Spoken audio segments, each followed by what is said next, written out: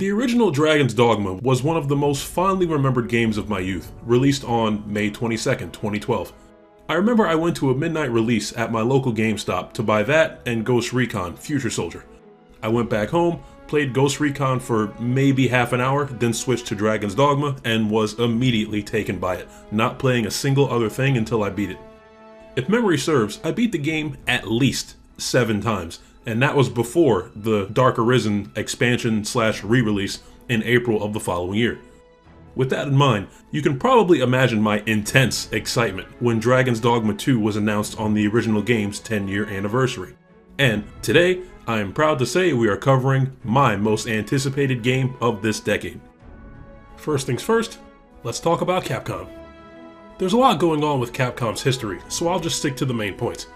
The Capcom we know today was founded by Kenzo Sugimoto as a result of a 1989 merger between Sanbi Co. Ltd., which was largely focused on the production of arcade machines, and Capcom Co. Ltd., which was the name given to Sanbi Co.'s sales department. The name Capcom is a shortened form of Capsule Computers, a term coined by the company for their arcade machines, which was all they manufactured in their early years, designed for the purpose of setting themselves apart from the personal computers that were becoming more prevalent at the time. Capsule refers to how Capcom saw its game software, a capsule packed to the brim with gaming fun, and alluded to the company's desire to protect its intellectual property with a hard outer shell, dissuading illegal copies and inferior imitations. Listing every game Capcom's been responsible for up until now would be absurd, so what I'm going to do is show you this list of Capcom's top 10 multi-million selling franchises and draw your attention to what's at the bottom. There. Yeah, you see it. Win's a win, baby. The original Dragon's Dogma, like a lot of fantastic one-off games back in the day, did a lot with a little. Initial concepts began in 2000, but official development of the project didn't start until 2008. And the game was released in 2012. A fantasy open-world RPG was nothing we haven't seen before, but there were a few things about the gameplay that made it unique. The combat, the vocation system, and the pawn system. The unique formula of the original game has been fine-tuned and greatly improved, which is exactly what you should expect from a sequel of any kind. So allow me to explain just how much of a W this game is. Once you burn through your first 1 to 3 hours of game time on the character creator, you're dropped into the role of a slave, toiling away in a mine somewhere with pawns. However, things aren't all bleak because Rook is here. Do your injuries pain you? This is no place for one of your ilk. 'Tis harsh beyond measure. He first appeared in the start of the last game, as well as the Dragon's Dogma main story recap I made, which you should definitely watch. Once you do your job as a slave and move exactly 1 boulder roughly 30 feet from where you found it, a Gorgon, at least I'm pretty sure it's a Gorgon, attacks the worksite, and you're commanded by the Overseer to fight the creature off. This is where I noticed a big difference between the original game and the sequel. In Dragon's Dogma 2, the combat has weight behind it. You actually feel each swing of your weapon and the impact of each hit. That being said, it took my brain and hands a bit to adjust to this and dial back the speed of my control input. That's not to say the pace of the combat is slower compared to the previous game, it just has a more realistic flow to it. Anyway, once you've driven off the Gorgon, a voice tells you to run away, so you and Rook hightail it out of there on the back of the friendliest griffin to ever exist in the world of Dragon's Dogma. Once you crash land, you make your way to a camp with a rift stone in it, burn another hour creating your pawn, and you're off to the races, as it were. The pawn system is easily game director Hideaki Itsuno's crowning achievement, and I'm excited to tell you about it. So, the Arisen, your character, is able to summon a pawn, a being from beyond the rift that answers to the Arisen's every command without question. Pawns are oft called nomads, for we wander between this world and the many other realms with which we are connected. A riftstone is a gateway to the rift, essentially the space between your world and other worlds, with other Arisen in them. As the player, your party consists of your main pawn, which you created, and 2 other pawns from the rift, which were pawns created by other Arisen or other players. Pawns cannot have their appearance, vocation, or skills changed by anyone besides their creator. The only changes you can make to outside pawns are armor and weapons, but that's essentially sending free equipment back to that pawn's master, and equipment is not cheap. Your main pawn is your closest ally in your adventure, so it's up to you to keep their gear fresh and their vocation skills or augments set up in such a way it complements your party. Your main pawn levels up pretty much right alongside you, but outside pawns remain at the level you summon them, meaning they will be less helpful the stronger you become. Provided the creator of those pawns has been active in the game, you can fix this pretty easily. Just head to a pawn guild riftstone found in any major settlement, copy the pawn ID of those pawns or simply favorite them, dismiss them, and then summon them again. If their creator has been hard at work adventuring, those pawns will have better gear, better skills, possibly the same or different vocation, and new knowledge.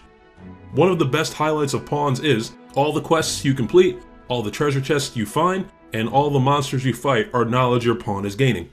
Once your pawn is summoned to another world by another player, or you summon pawns to your world, those pawns are bringing that quest knowledge.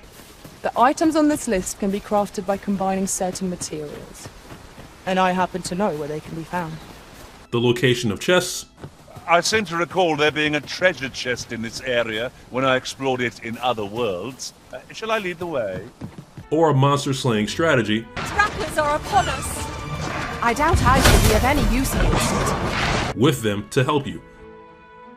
What's more, Dragon's Dogma 2 features different races and languages, so if you need to understand Elvish, perhaps you can find a pawn that's learned it, and they can translate it for you. You can always depend on me to translate for you, Master. Gwyfentia is the Elvish word for scale cinder. Failing that, you can still interact with elves, but they won't understand a word. Please tell me you speak English.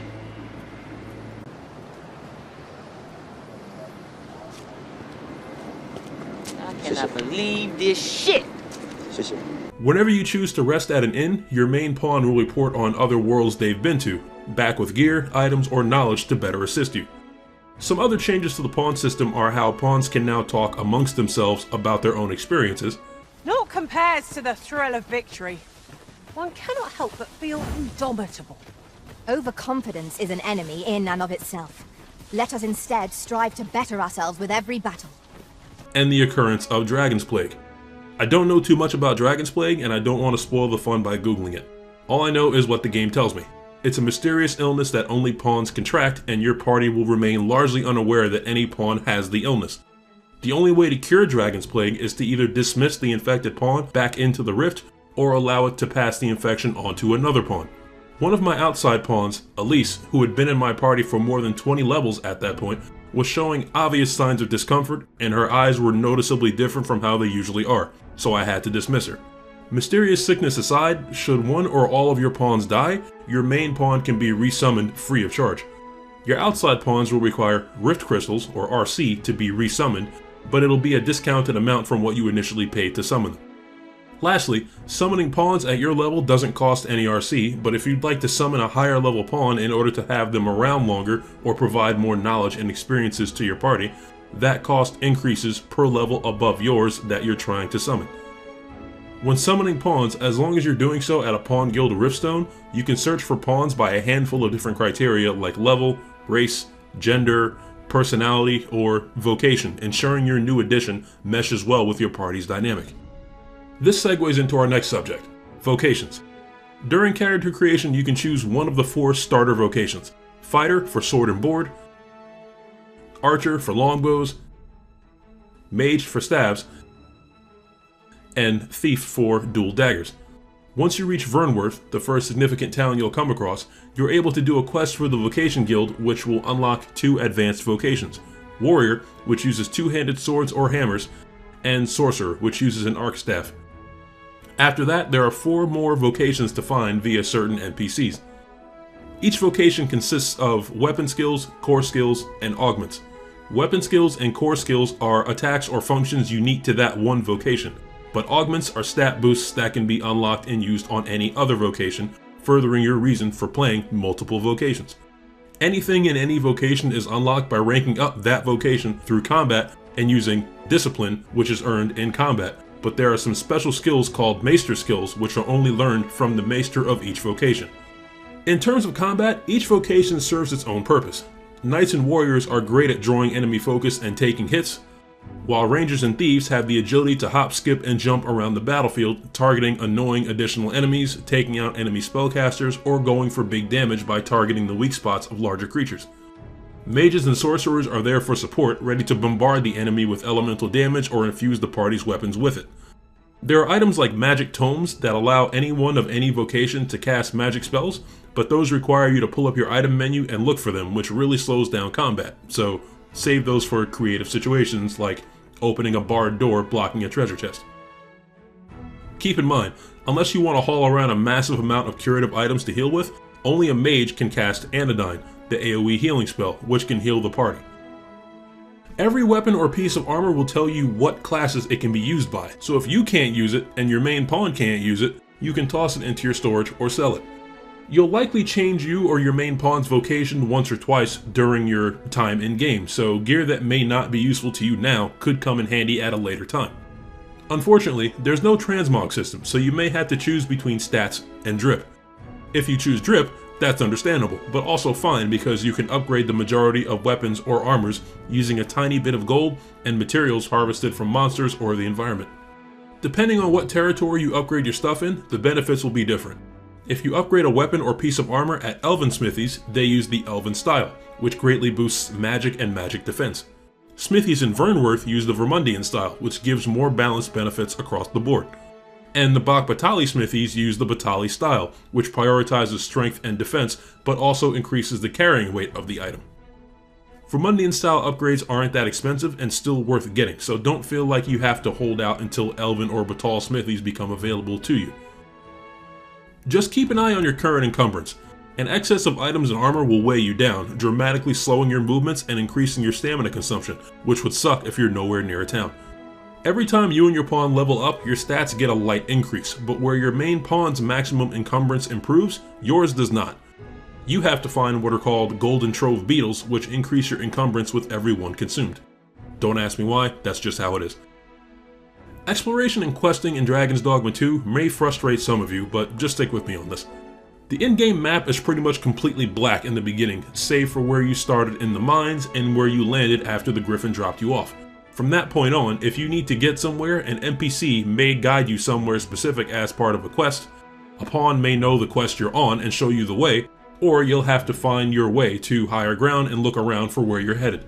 Points of interest like treasure chests, cave entrances, rift stones, or campsites have to be found by the player or pointed out by one of your pawns, and only when you get close to one. This is especially hard at nighttime where enemies are out in droves and you can barely see 10 feet in front of you even with your lantern out. Once you've done a bit of traveling and you've got some levels under your belt, nighttime travel will just be a minor inconvenience. There are no mounts in either Dragon's Dogma game. Come to think of it, I've yet to see a horse in either game. It's up to your own 2 feet to get you where you want to go, save for two methods. One is the ox cart, which has scheduled runs between major cities or towns once a day, and you even have a chance to find one along a main road and hitch a ride to wherever it's headed. The danger there is ox carts can be raided by monsters and, if you don't kill your attackers quickly enough, possibly destroyed, meaning you'll have to walk the rest of the way to wherever you're going. The other option is fairy stones and port crystals. Fairy stones are rare items that transport you to a port crystal, an even rarer item. Vernworth has one already in town, but other port crystals have to be bought or found by you and placed wherever you think you may need to ferry back to sometime, like the Arbor or the Island Encampment. Port crystals you plant can be picked up and planted again, so if you're strategic with where and when you place them, you'll be good to go. But that still leaves the issue of fairy stones since, again, they are rare, expensive, or both. Questing in this game is something I love, but I can understand why a lot of people may find it difficult. You won't have quests shoved down your throat or a waypoint telling you exactly what to do and where to go to the point where your brain and hands are on autopilot, zoning out as you just mindlessly scratch quests off your list. Quest givers are NPCs that you may talk to or may talk to you, resulting in you receiving a new quest, or you'll overhear a conversation about a rumor or location that will turn into a quest. Then, your quest marker will usually be a broad circle on your minimap, not a definitive marker over a definitive item or NPC. Some quests have prerequisite quests to find, some are affected by the passage of time or can only be done at a certain time of day, some may have you donate food to a child that looks like a grown man, and the odd one or two may have you call the guards over a domestic dispute at the local tavern. Regardless of what you might get into, the one constant is that you should stay ready for combat. Time for a hot take. I think combat in Dragon's Dogma 2 is sweeter than any combat in any other fantasy game thus far. The moves have weight to them, as I mentioned earlier, but the swordplay is visceral, the spellcasting is fantastic once you get better spells, but the threat of consequences should you make a misstep, such as debilitations or death, keeps you dialed in and on your toes. There was one time early on, my party and I advanced across a bridge, only to be ambushed by a pack of wolves and a horde of goblins. We were still fairly weak, so my outside pawns got killed. I ran back across the bridge to destroy the posts and drop it, but my main pawn fell into deep water, which is fatal to all pawns. So I had to climb a mountain and get back around to that side to find a riftstone and bring her back.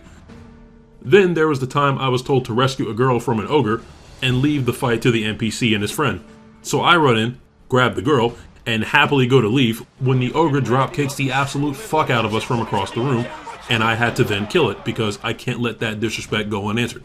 How about the time my group and I were set upon by a griffin, but I chose to flee since I didn't think we were strong enough, only for it to find us again 20 whole minutes later. Unfortunately for it, we got the last laugh. I'm getting off track. The point is, there is no telling what situations, epic or disastrous, you'll run into during your travels, which is why I usually opt for traveling on foot when I have the opportunity. You'll come across all manner of incidents on the road. Caves full of treasure and monsters, NPCs under attack by bandits or monsters, or an NPC that wants you to safely escort them through monsters a short distance to where it is they want to go. What makes the combat of Dragon's Dogma really special though is the grab mechanic. The grab mechanic lets you scale large monsters in order to strike their weak spots or sever parts of them to disable certain moves. This makes for some amazing moments in combat when you climb to the head of a creature and beat it until it falls down, especially when it's a flying enemy. Just keep an eye on your stamina. Climbing large enemies, weapon skills, and spellcasting drain your stamina to varying degrees, but it's best if you keep an eye on it at all times. If it runs out, for example, while you're high up on a flying enemy, the drop may outright kill you because stamina might suck, but fall damage is much worse. If you manage to down a large creature or break the guard of a small creature, hitting them with a heavy attack in melee does massive damage and looks pretty badass.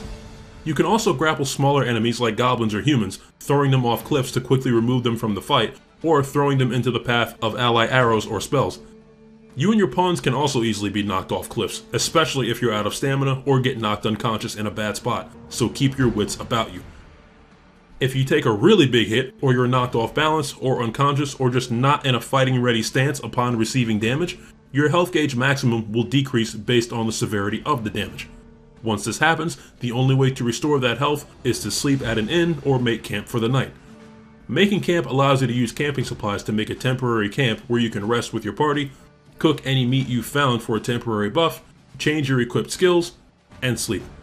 Just be careful to clear the surrounding area of enemies before you make camp for the night, otherwise you just might get ambushed. Elemental interactions also play a key role in combat. If it's raining or someone is wet, ice magic will be more effective against them, and electricity will arc to them more easily. If you become drenched in oil, you may want to steer clear of fire until you find a body of water to wash off in, and so on.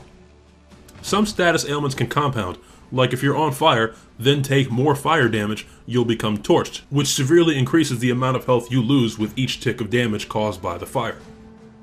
Curative magic or some curative items can keep you ailment free. Not to mention, stocking your pawn's inventories with curatives means they'll be able to automatically heal or cure themselves as they need to. If you should happen to die, you can use a Waystone to bring yourself back to life. Also worth noting, should an important NPC die for whatever reason, you can use a Wakestone to bring them back too. With that in mind, Wakestones are pretty rare and will be necessary for the endgame, so try your best not to use them unnecessarily. I already touched on a few negatives, like the exploration and quests not holding your hand or the lack of mounts to speed up travel time, but a couple of hot button issues have been the day one microtransactions and the lack of additional game save slots. The single game slot thing I can kind of understand because it restricts your ability to save when and how you like, but from a dev standpoint, people would probably want to create different pawns across different characters, and I can't imagine all the storage that would eat up would be good for the servers. As far as reliable saves for the one game slot you have, my advice is to use resting at an inn as a hard save because the game's autosaves will bite you in the ass more than a few times. The time-saving microtransactions that have been available from day one in a single-player game have prompted many to review bomb the game on Steam. I can sort of understand why players may be mad about it, but you don't need any of the items, and even if you want them, they can be found in-game, so just ignore them and move on. As far as bugs and glitches go, my game has crashed at least 5 times in total in the 68 total hours I've played, but none have set my progress back beyond a few minutes. Other than that, the mouth movements of some of the NPCs are a bit off. A griffin appears one moment and falls the next, and now you stand before me. Sometimes NPC pathing is wonky. Good thing you can just pick them up and bring them where you need them. And a funny bit is sometimes NPC pathing just has them push past people regardless of whatever else is going on. It's pretty great. As far as future additional content, I don't know what Capcom has in store. The first game had a hard mode and a speedrun mode, but the endgame of this game is already kind of a mashup of those two things. The first game also had a boss that can only be slain through the cumulative efforts of the entire community, so similar events may make a return. I don't know if they'll add new vocations, but there may be 1 or 2 honest-to-goodness DLCs. Whatever happens, you can bet your ass I'll be right back here playing it. It took me roughly 47 hours to complete my first playthrough. Without a second thought, I immediately slid right into New Game Plus to work on completing my few remaining vocations and do some more exploring, because I know for a fact that even though I tried my damnedest to do the majority of quests, I know I missed a lot. At the end of the day, Dragon's Dogma 2 is exactly the kind of open world fantasy epic I've been dreaming of, and is an easy contender for Game of the Year. After a few patches and a handful of bug fixes, it could even be considered Game of the Decade. But that's just my 2 cents. Dragon's Dogma 2 is available now on PS5, Xbox Series X and S, and Microsoft Windows for the price of $70. And you can get 14% off the PC version if you purchase it through Green Man Gaming. Remember to leave a like if you enjoyed the video, and subscribe if you want to see more. This has been The Arisen, Cygnus Jason, and I will see you across the rift.